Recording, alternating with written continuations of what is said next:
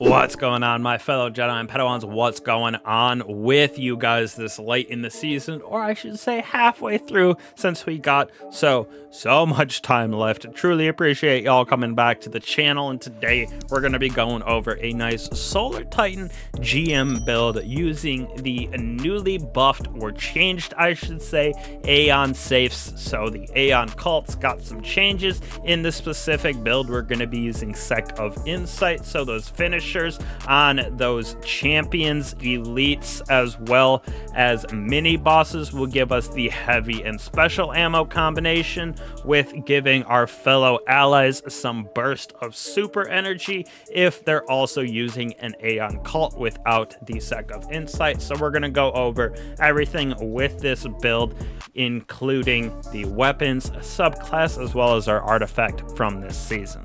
Starting out, like I said, we're going to be using the Aeon Safe. Has 3 different exotic perks on it, with Sect of Force, Sect of Vigor, and Sect of Insight. For me, Sect of Insight is what I use the most, so those finishers on the elites give us special ammo for our fire team, and finishes on bosses or mini bosses grant heavy, so it allows for a nice keep up of DPS, if you will, in those raids or some of those more challenging content like GM. Allows us to keep our rockets, linear fusions up, makes it a very good and probably the most used of the 3.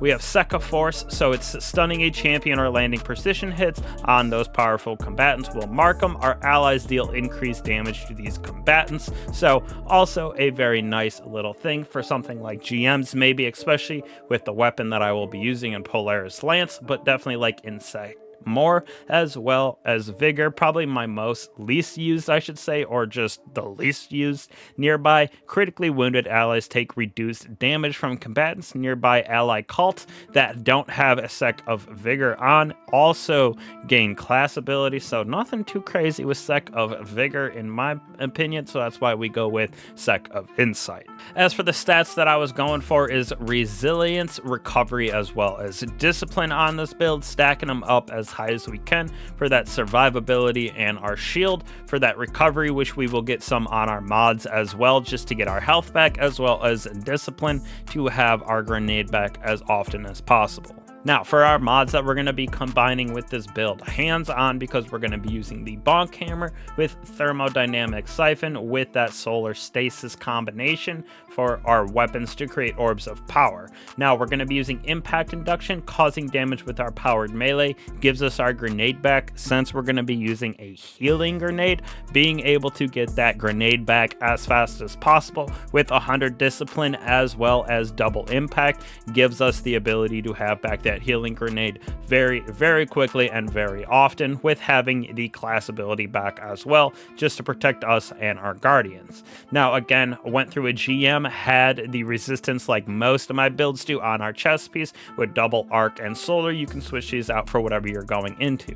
Now, picking up orbs of power, we're going to be able to get back a small amount of energy to our least full ability, so could be grenade most likely, because we're gonna have our melee up basically consistently, with absolution giving us orbs of power, giving us energy I should say for those orbs of power for each of our abilities, with Reaper as well as that font of restoration giving us the ability to have extra recovery when we have an armor charge. So it's basically giving us that triple 100s in resilience, recovery, as well as discipline. Now, when we move on to our weapons right here, first off, we're going to be using the Riptide because of stuff on our artifact, as well as with Chill Clip on this, you can slow and freeze targets, which works for both. Slow is for overloads, freezing is for unstoppable, so a very good weapon in my opinion.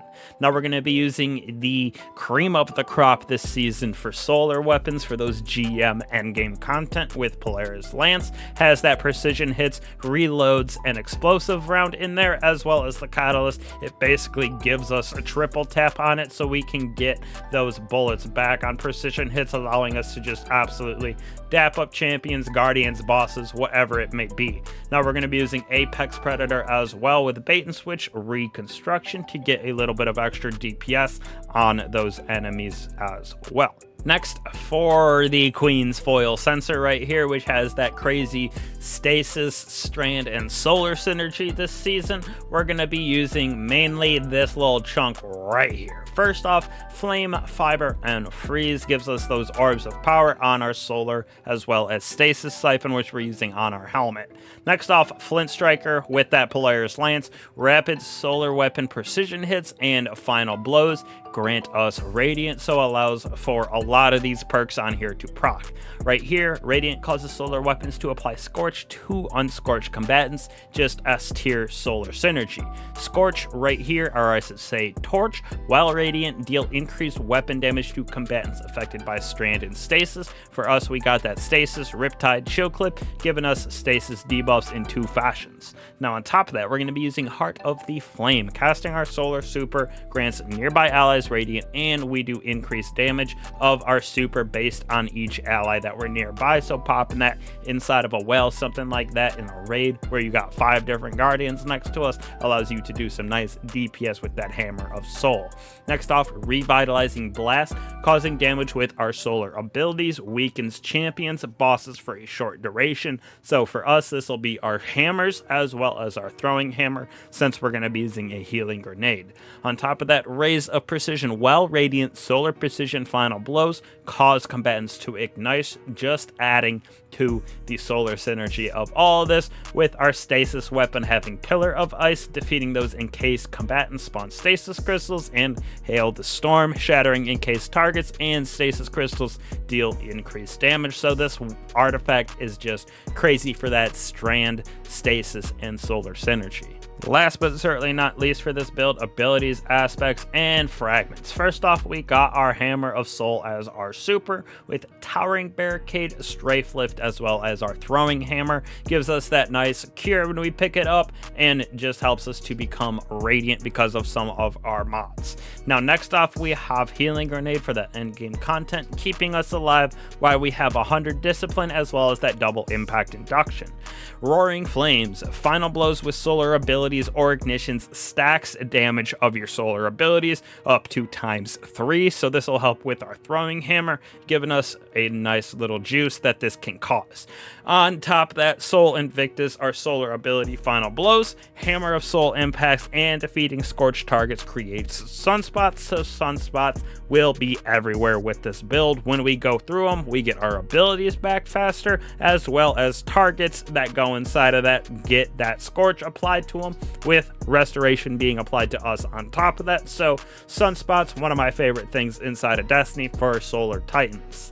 Next off, we have the Ember of Char. Your solar ignition spreads scorch to affected targets. Ember of Solace, Radiant, and Restoration have longer times, which we're getting that Radiant from our hammer as well as our weapons, with restoration from sunspots. Right here, Ember of Empyrean, allowing us to keep those procced even longer with restoration and Radiant with those solar weapon or ability Final Blows. Another reason why Polaris Lance will be our main weapon to use. With finally Ember of Ashes, you apply more scorch to those targets, allowing us to have even more of those ignitions. Solar synergy just taking another step up. So this build very, very good with endgame, allowing us to give heavy as well as special ammo for our teammates because of the Aeon safes that we have, as well as keeping us alive, dealing good amount of damage, stunning every type of champion, making this just a great endgame build no matter if you're going into dungeon,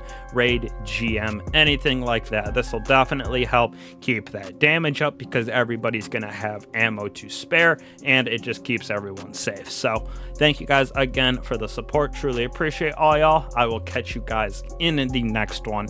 Peace.